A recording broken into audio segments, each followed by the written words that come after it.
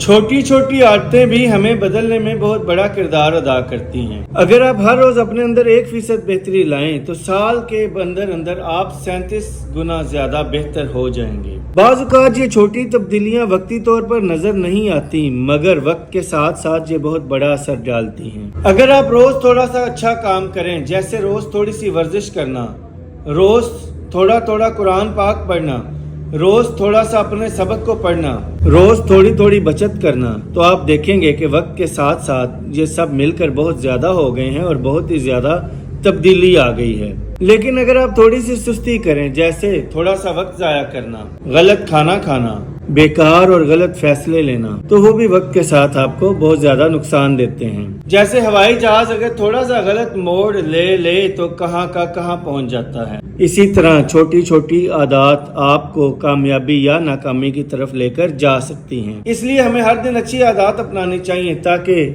آخر میں ہم کامیاب ہو جائیں۔